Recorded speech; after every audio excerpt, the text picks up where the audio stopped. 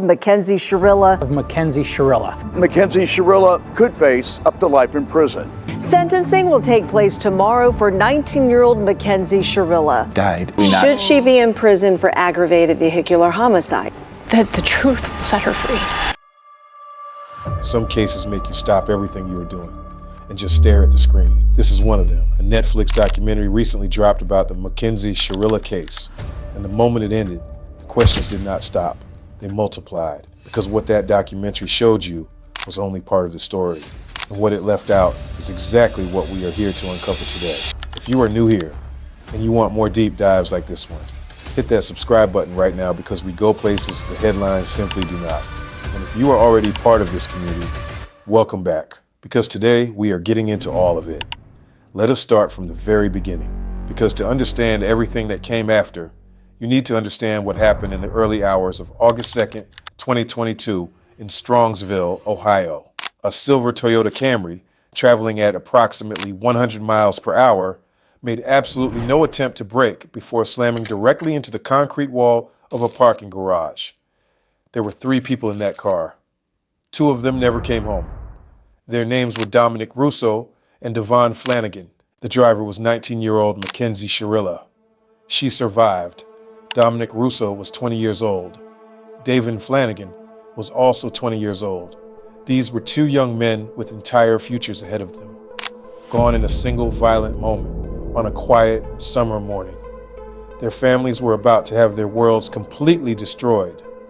The investigation that followed would raise questions that still have not been fully answered, even after a conviction, even after appeals were denied, and even after a major streaming platform gave the world a front row seat to one of the most debated criminal cases in recent history. For the first time since her 2023 murder conviction, the parents of 20-year-old MacKenzie Shirilla are speaking out.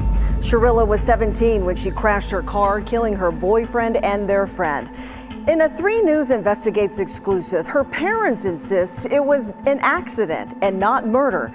They're now sharing details of MacKenzie's life in prison and fighting to clear her name, even as prosecutors stand by the evidence that put her behind bars. The evidence that investigators collected in the hours, days, and weeks following that crash told a story that the defense never successfully dismantled. The vehicle's event data recorder, commonly known as the black box, captured exactly what happened inside that car in the final seconds before impact. What it showed was not a mechanical malfunction. It was not a sudden medical emergency. The data recorded a sustained, deliberate acceleration to approximately 100 miles per hour with 0 braking whatsoever before the vehicle struck the building. The car did not slow down. It sped up. And then there was the digital footprint left behind on MacKenzie's phone. Investigators retrieved data from her device that placed her, or at the very least her cell phone, at that exact intersection just 3 days before Dominic and DaVon lost their lives there. A GPS hit, right at the location of the impact, 72 hours before the crash. That detail alone changes the entire conversation about what this event actually was. Accidents do not usually have a rehearsal run. Her phone contained much more than just location data. It also held videos of her driving under the influence on multiple occasions, filming herself while doing it. This was not a portrait of a careful, responsible young woman who made one terrible mistake. The digital record painted a consistent pattern of reckless decision-making behind the wheel, documented by MacKenzie herself long before the fatal morning. The case went to trial as a bench trial, meaning the verdict rested not with a jury, but with a single judge. Cuyahoga County Common Pleas Judge Nancy Margaret delivered a ruling that was both detailed and methodical. She concluded that MacKenzie Shirilla had intentionally accelerated that vehicle into the wall. MacKenzie was convicted of 2 counts of murder, felonious assault, and aggravated vehicular homicide.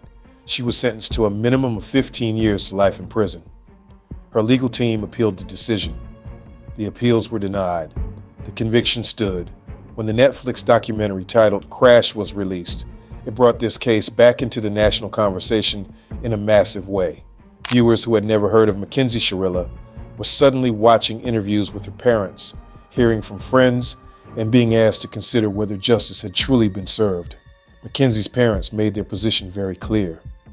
Her father sat in front of the camera and said, "Show me one piece of evidence, one, that says she did this on purpose. Show it to me.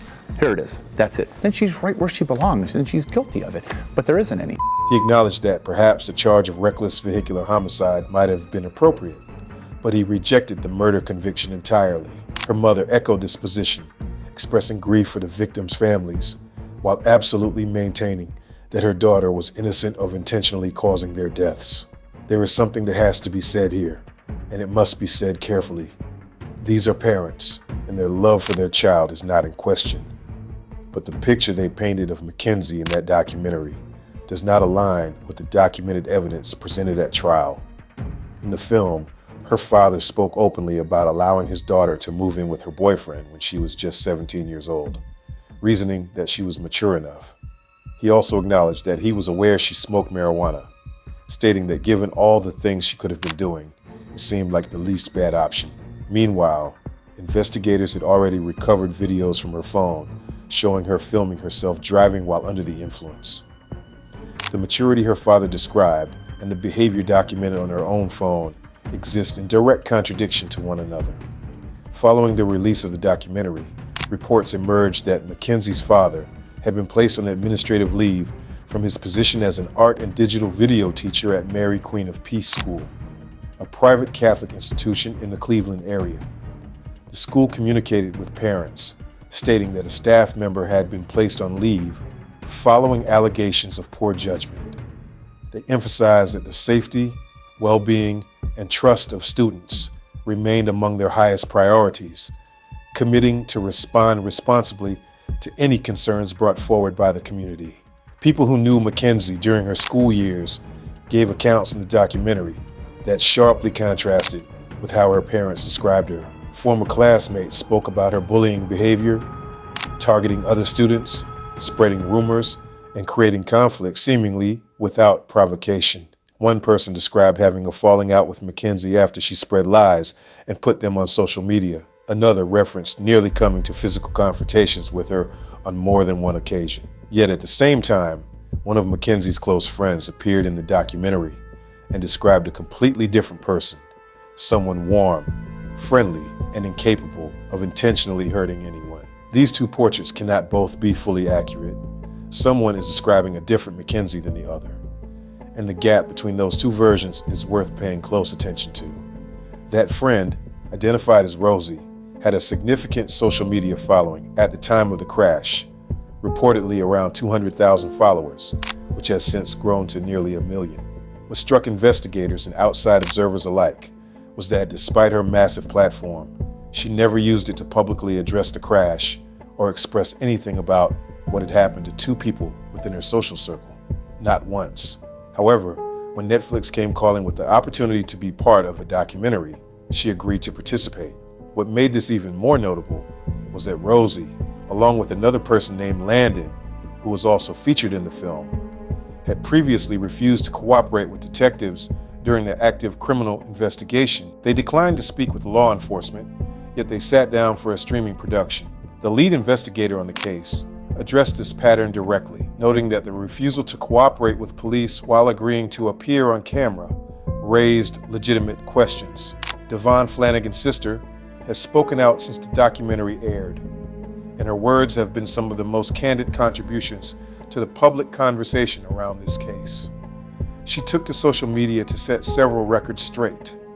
She confirmed that Landon was not DaVon's best friend, acknowledging they had a friendship, but clarifying that there were roughly 10 people who came before Landon in terms of closeness to her brother.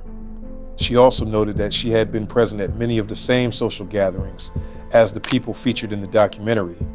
She described MacKenzie as the first person who ever peer pressured her into trying marijuana, an act that caused her brother DaVon to react strongly, making his feelings about MacKenzie very clear from that point forward. She addressed the framing of the documentary directly, noting that the friends presented as Dominic's friends were more accurately MacKenzie's friends. They were acquaintances of Dominic, moving in the same social orbit, but they were not his close friends. She found it deeply troubling that people fitting that description were speaking critically about him in front of a global audience. Dominic Russo's sister, has also spoken publicly since the release. Including through a podcast, she started to address the case. Her account reinforced many of the same points, emphasizing that Dominic's actual closest friends were largely not part of the documentary at all. She also addressed something that struck many who watched the film closely. In the documentary, Dominic's father was shown receiving the news from police that his son had died. He appeared remarkably calm for a parent receiving that information. The explanation, which became clear through additional context not included in the documentary, was that Dominic's mother had already been notified separately. Body cam footage captured that initial notification. It is one of the most harrowing pieces of media connected to this case. It shows a mother being told that her son is gone, and her immediate, instinctive, primal response being the question, what did she do? Not was it an accident, not what happened. What did she do? That footage was not included in the Netflix documentary, but the grief it captured, raw, unfiltered, and completely unscripted, tells you everything about what was lost that morning. It reveals a mother's intuition that this was no accident, aligning perfectly with the black box data and the ultimate verdict of the court. There is also the matter of what happened after MacKenzie's incarceration began. A woman who was locked up alongside MacKenzie came forward publicly with a striking claim. She stated that the MacKenzie shown in the Netflix documentary, the soft-spoken, emotional young woman giving her interview, was not the person she had observed inside. According to this former inmate, what viewers saw on screen was a performance. The MacKenzie she described from her time inside was a fundamentally different person from the one presented to a global audience. And then there are the communications. Phone calls made from correctional facilities are routinely monitored and recorded. MacKenzie's communications during her incarceration were no exception. The content of those calls, the things she said, the tone she used, and the specific conversation she had represents a dimension of this story that the documentary completely ignored. That dimension matters immensely because it speaks directly to the question at the center of everything. Who is MacKenzie Shirilla really when no one is crafting the narrative around her? That is exactly where we are going next. The secret calls, the hidden texts, the people she was speaking to, and what was actually said behind closed doors. Because the version of this story that you were told was heavily edited, and the parts that were cut are the parts that change everything. If this video has you thinking, and if you want to know the truth that was left on the cutting room floor, make sure you are subscribed to the channel. Hit that like button if you believe this story deserves to be told in full. And stay right here, because the rest of this is going to expose exactly what they did not want you to hear. Now, the last thing from what I said was about a mother's voice cutting through her own grief, asking not what happened, but what did she do? That question did not come from the investigation. It did not come from the courtroom. It came from a mother's gut in the first seconds of the worst moment of her life. And that instinct, it turned out, aligned perfectly with everything the evidence would later confirm. But the story does not end with a conviction. It does not end with a sentence. Because while Dominic, Russo, and DaVon Flanigan's families were learning how to carry an absence that never gets lighter, something else was happening on the other side of this case entirely. And that is where we are going right now. MacKenzie Shirilla was given an opportunity to speak in the Netflix documentary. Her interview came toward the end of the film, and she said very little. What she did say was that she had no intent to harm anyone, and that she believed she may have experienced an episode of POTS, a medical condition affecting blood pressure and heart rate, which she suggested could explain why the crash occurred. She offered this not in a courtroom where it could be tested and challenged, but in a controlled documentary setting with her attorney present on a global streaming platform. And at the very end of that interview, after the cameras had captured whatever she wanted the world to see, she turned to her lawyer and asked whether she had said everything she needed to say. Sit with that for a moment. Not did I say everything I wanted to say. Not is there anything important I left out. Everything she needed to say. The framing of that question tells you something about the purpose of that interview. MacKenzie Shirilla will be eligible for her first parole hearing in 2037. That interview was not about closure. It was not about accountability. It was about positioning. And the people who noticed that detail noticed it for a reason. A woman with a background in forensic psychology and law enforcement watched the documentary and offered a perspective that cuts through the surface of MacKenzie's carefully constructed presentation. She was careful to note the limits of her observations, acknowledging that she does not hold a doctoral degree and cannot clinically diagnose anyone based on the documentary appearance. With that important context established, what she described was striking. She observed a consistent incongruence between the upper and lower halves of MacKenzie's face throughout the interview. The top half performed sadness. The brow was furrowed. The eyes were wide and downcast, projecting exactly the emotional register that the moment called for. But the bottom half told a different story. The corners of her mouth would twitch upward. A smirk would emerge briefly before being suppressed. The performed expression would slip and then be hastily reconstructed. This kind of facial incongruence, she explained, is significant because genuine emotion tends to move across the face as a unified expression. When the top and bottom halves of the face are doing contradictory things, it often indicates that the emotion being displayed is not being felt. MacKenzie, in her assessment, understood intellectually what she was supposed to feel and made a deliberate effort to project it. But the projection kept breaking down because the underlying emotional reality was not there to sustain it. She went further, describing MacKenzie's behavioral profile as consistent with narcissistic tendencies and noting that the relationship dynamic between MacKenzie and Dominic showed clear patterns of emotional, verbal, and physical abuse, with MacKenzie as the aggressor. She observed that this dimension of the relationship was not adequately addressed in the documentary, despite being a potentially critical factor in understanding what happened on August 2nd, 2022. Now here is where the story goes, somewhere the documentary never went. A woman named Kat came forward publicly after the documentary aired. Kat had been incarcerated at the Ohio Reformatory for Women, the same facility where MacKenzie is currently serving her sentence. She provided institutional documentation to support her account, showing her own admission date and MacKenzie's admission date at the same facility. Her timeline overlapped with the beginning of MacKenzie's sentence, meaning she was present during the period when MacKenzie first arrived and began navigating life inside. And what Kat described is a portrait that is unrecognizable compared to the soft-spoken, sorrowful young woman who appeared on that Netflix screen. According to Kat, MacKenzie arrived at the facility with the social instincts she had apparently always operated by. She was focused on status. She wanted to be seen as someone important, someone at the center of the social hierarchy, even within a prison environment. Kat described her as someone who walked the yard without a visible trace of remorse, never crying, never appearing to be weighed down by the reality of what she had done.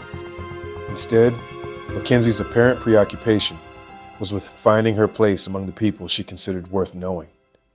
Kat noted that this did not go the way MacKenzie seemed to expect. The social dynamics inside a correctional facility are not navigated the same way they are in a high school hallway or on a social media platform. And MacKenzie, according to Kat, did not fit in the way she anticipated. What Kat also observed was that MacKenzie's pattern of seeking intense, chaotic relationships did not stop at the prison gates. Within the relatively short period Kat was incarcerated alongside her, she witnessed MacKenzie cycle through multiple toxic relationship dynamics inside the facility. The behavior that investigators and the victims' families had described as characteristic of MacKenzie before the crash appeared to be continuing unchanged in a completely different environment. People do not typically change their core behavioral patterns simply by changing their location. And MacKenzie, based on Kat's account, was demonstrating exactly that. Kat also addressed something that speaks directly to the enabling dynamic her family established long before the crash ever happened. MacKenzie's mother, according to Kat, was funding her daughter's prison lifestyle from the outside. Money was being sent in regularly. Commissary items, makeup, limited products that require financial resources to obtain inside a facility. MacKenzie had access to all of it. The family that allowed her to move in with a boyfriend at 17, that rationalized her substance use as the least harmful option available, was now ensuring that even incarceration came with as much comfort as could be arranged. The enabling did not end with the conviction. It simply changed form. A second woman who had served time at the Ohio Reformatory for Women added broader context about the facility itself.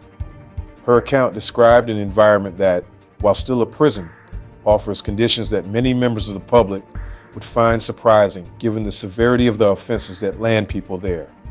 She described access to a beauty school within the facility, the ability to purchase food items beyond standard institutional meals, relationship dynamics playing out openly on the yard, and a general atmosphere that she characterized as significantly less severe than the punitive image the word prison tends to conjure. She was careful not to dismiss the seriousness of incarceration as a consequence, but her account raises a question that does not have a comfortable answer. When two young men are permanently absent from the world, when their mothers wake up every single morning to the fact that they are never coming back, what does proportional consequence actually look like? Now, we need to talk about something that happened very early in this investigation, because it reveals something important about how MacKenzie and the people closest to her responded to the crash from the very beginning. In the hours following the incident, while investigators were still piecing together what had happened, MacKenzie was interviewed. Her mother was also present. What investigators document was that the two of them communicated with each other in a coded, distorted version of English, something resembling Pig Latin, directly in front of the detectives conducting the interview, trained law enforcement professionals who are specifically equipped to identify and interpret attempts to obscure communication. And within that exchange, investigators alleged that MacKenzie asked her mother whether she could tell police that she had experienced a seizure, floating a fabricated medical explanation as a potential cover story in the immediate aftermath of the crash that killed two people. In a separate moment from that same early investigative period, MacKenzie allegedly asked the detectives directly whether they could simply take her driver's license away for 10 years as a resolution to the situation. 10 years for two deaths. That question, as much as anything else in this case, encapsulates the gap between MacKenzie's apparent understanding of what she had done and the reality of what two families were about to spend the rest of their lives carrying. The recorded phone calls from MacKenzie's time in custody add yet another dimension to this portrait. Prison phone calls are routinely monitored and recorded, a fact that is communicated to incarcerated individuals. Despite this, the conversations that MacKenzie had with her mother were captured, reflecting a tone and a set of priorities that are deeply difficult to reconcile with the image of a grieving, remorseful young woman. And please don't forget to change my Instagram bio. Try to get into that one Instagram account and change my name to that. Okay. Mackenzie, that may look bad right now. Okay, I'll put Free Kenzie on there, but that's going to look bad. How'd you sleep? Okay. I was kind of up and sleep and not sleep. I really want my iPad though. Do they have any idea of when they're going to bring it to you? Do you have any idea? Probably not. No, I'm about to ask. Can you call and ask? Please, please, please. No, I can't. Why? Because the last time I called about your thing, they were like, if I do that, then that's special treatment. You'll get it when you get it. Why the fuck, man? In one recorded call, MacKenzie's mother told her that the case was everywhere, that it had spread to national news and then further, appearing in international outlets, including a publication in the United Kingdom. The response from MacKenzie and her mother was not solemnity. It was not reflection. It was laughter, giggling about the reach of the story. A suggestion to create a social media page in MacKenzie's name, and then the moment that has stayed with everyone who has heard it, the genuine, hopeful expression that maybe, now that the story had gone global, someone like Kim Kardashian might reach out. And the response, I was going to do this anyway. So this is great.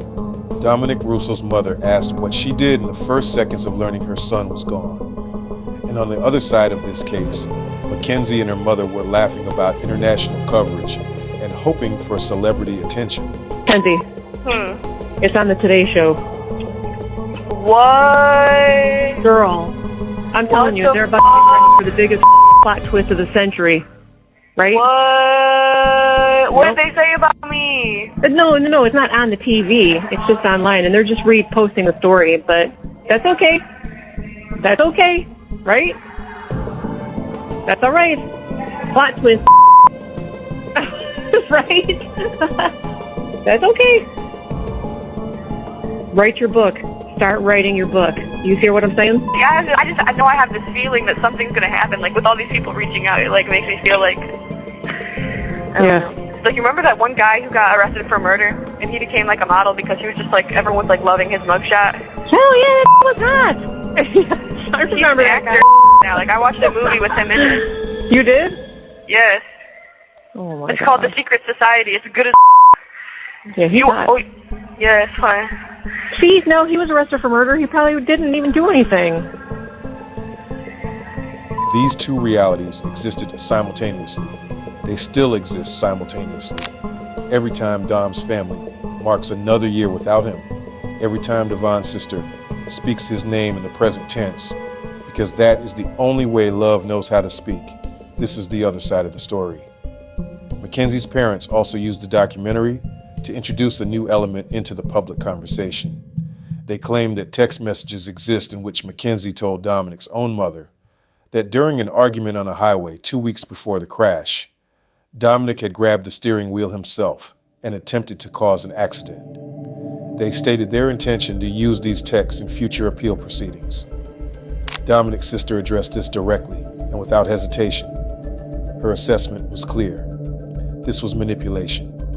This was MacKenzie doing what she had always done, which was managing her image, deflecting responsibility, and finding a way to make herself the sympathetic figure in a story where she was the one behind the wheel. Sending that particular message to Dominic's mother, of all people, was not an accident of poor judgment. It was a calculated move, and Dom's sister recognized it immediately for what it was. One of Dominic's actual closest friends, a man named Blair, also spoke publicly following the documentary's release. His account was direct. He described certain individuals who appeared in the film presenting themselves as Dominic's friends, as people he characterized as clout-hungry, more interested in the platform the documentary provided than in honoring the person they claimed to be representing. He also raised something that stops you cold. In the immediate aftermath of the crash, before any documentary, before any trial, MacKenzie had reportedly attempted to pursue a modeling opportunity. 2 people were dead, and she was attempting to leverage their attention into a professional opportunity. The GPS of evidence that investigators presented at trial remains one of the most significant factual anchors of this entire case. An investigator stated clearly and on the record that MacKenzie drove the same route and visited the exact location of the crash site just days before the incident occurred. Her phone placed her at that intersection 3 days before Dominic Russo and DaVon Flanigan died there. The investigator characterized it explicitly as a dry run. In the investigator's own words, MacKenzie knew that street, and the evidence suggested she knew exactly what she intended to do when she turned onto it. DaVon Flanigan was not originally supposed to be in that car. According to accounts presented in the documentary, he had not planned to ride home with Dominic and MacKenzie that night. He made a last-minute decision to accept the ride, a spontaneous choice, the kind people make without a second thought on an ordinary night, placed him in a vehicle that was, if the evidence is to be believed, already on a predetermined course. He was 20 years old. He had a sister who loved him fiercely enough to launch a podcast and build a scholarship fund in his name. He had friends whose lives were permanently marked by losing him. And his presence in that car that night was a result of nothing more than a simple, casual decision that no one could have known would be the last one he ever made. Dominic and DaVon deserve more than what happened to them. Their families deserve more than what they have been put through since. And the truth of this case, the documented, evidenced, legally adjudicated truth, deserved to be told in full, not curated for a streaming platform. If this story has moved you, if these names mean something to you now, please make sure you are subscribed so you never miss the cases that demand to be heard. Hit the like button if you believe Dominic Russo and DaVon Flanigan's story deserves to be told completely and honestly. We will keep going. We always do.